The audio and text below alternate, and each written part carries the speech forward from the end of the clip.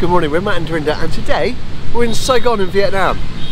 Yeah, and lots of people come to Saigon on a layover, so they're not here for very long. So in this video, we're going to show you what you can see if you're only here for a short while.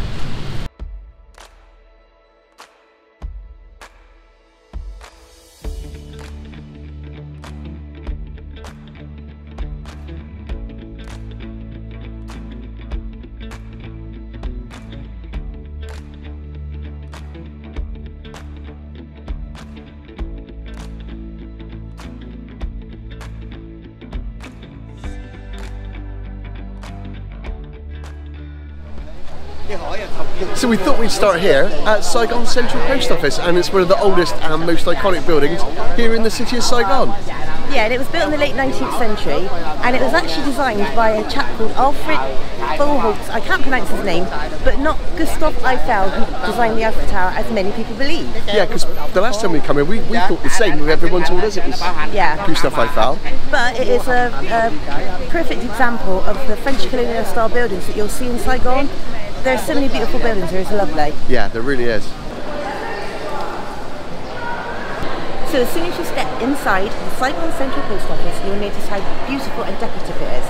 It's got lovely tiles on the floor, it's got a very ornate ceiling. Considering how old the building is, they've kept it together really well inside. Yeah, it's been fantastically maintained, it really has. It's incredibly busy because it's one of the top tourist attractions here in the city. And it's still a working post office as well. There's people posting letters and postcards. And it's full of tourist shops as well, I will say. Yeah, lots of souvenirs. Yeah, lots. But it is lovely inside. It's a nice little place to come and stay. Yeah, it's a great place to visit, this one, it really is. Should definitely be on your list.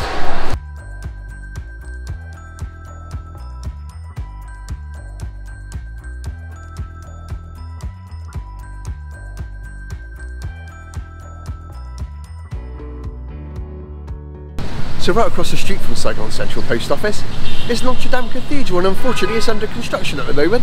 Yeah, we're a little bit gutted because not only can we not go inside because it's closed, but we can't show the outside either because, as you can see behind us, it's covered in scaffolding. Yeah, and it's a real shame too. The last time we visited Saigon, we thought it was a fantastic building, didn't we? It was beautiful. It's another French colonial building, and it was built in the 1800s, so a very old building as well. So we can't show you, but hopefully when you come, it'll be open. You can see inside and the outside. Yeah.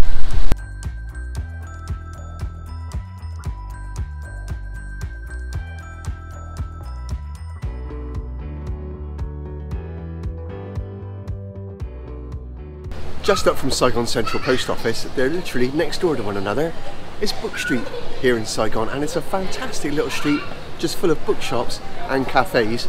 It's adorable, it really is. It's peaceful, it's quiet, and people are just chilling out and reading books. I'm loving it, it's fantastic.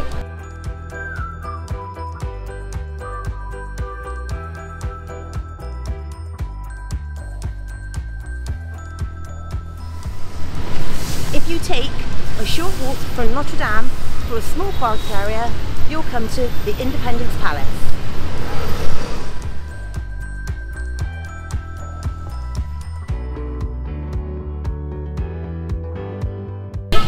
After you've walked through the really tranquil park, that road is absolute chaos. It's a real shock to the system. So take extra care when walking from the park.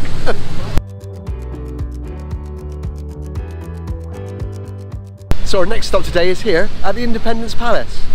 And you need a ticket to get in this place, so we're going to head to the ticket office now.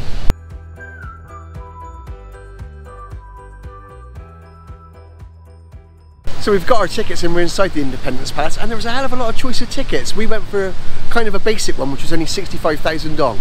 Yeah, I think there was about 4 or 5 different tickets you could get, ranging from like walking around on your own to having a guided tour on an electric car. So like Matthew said, we went for a basic one.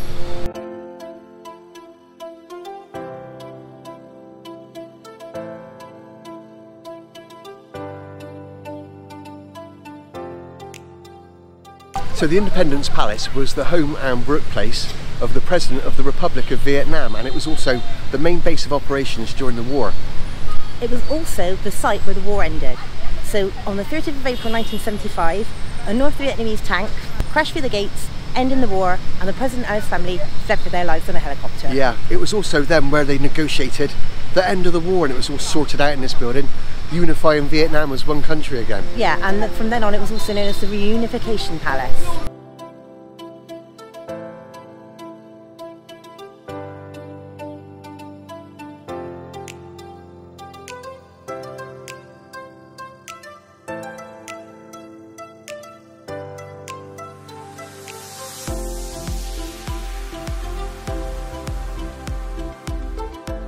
I find the inside of this palace fascinating. It's kind of left as it was when they lived here, when they fled, and it's obviously decorated sort of 60s, 70s style, but it really is like taking a step back in time. And you can see like perfume bottles left out, and there's like clothes hanging in the wardrobes. It's unreal.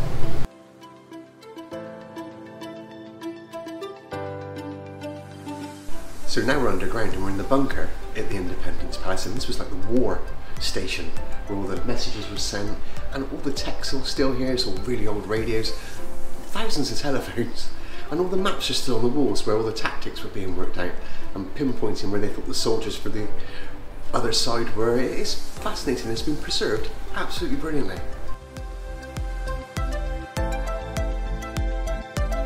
So we're right up on the roof of the Independence Palace, and this is where the President of the Republic of Vietnam fled, escorted out by the American Army in helicopters.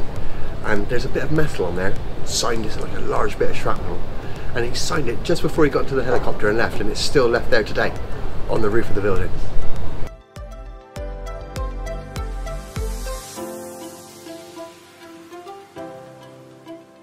So we're just leaving the Independence Palace. I really enjoyed it. I thought it was fascinating.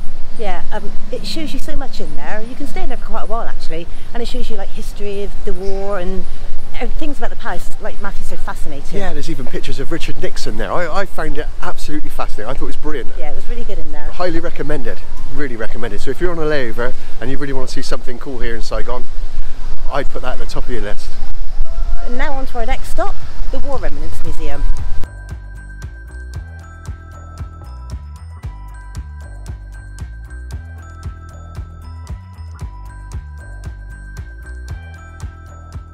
So now we're at the War Remnants Museum here in Saigon, and the minute we set foot in there we knew it was a place that you really just couldn't film inside. It's quite a harrowing experience, to be honest with you, and it really does depict the horrors of war. Yeah, it's quite graphic in there. I mean, it does tell you a little history about the war and about Vietnam, but yeah, we just didn't feel like we could film it. Yeah, it was an experience you should see, but you know, don't expect a pleasant experience. It's quite harrowing, like I said.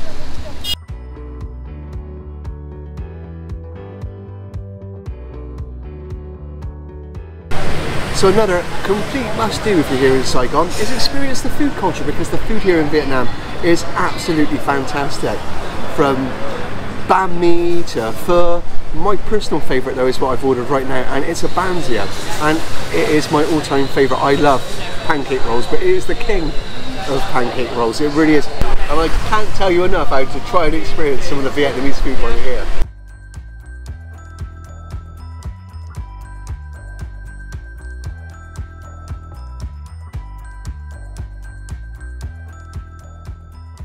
So now we're at Turtle Lake, and well, basically it's just a roundabout here in Saigon, but on a night it completely and utterly comes alive. It's incredibly popular with the youngsters, and it's covered in street food, and they're just basically chilling out and having a great time with their friends. So like Matthew said, it is a roundabout, but it's also a lake, and they've got like a funny giant concrete structure over the lake, and they walk over it, they sit on it, they chill on it. It's just a really quirky thing to see. We've no idea why it's called Turtle Lake though. I don't know if it's got turtles in it, because I haven't seen any, or if from above it looks like the shape of a turtle. I have no idea why it's called Turtle Lake at all. But yeah, it's a really cool place to see, especially on a night.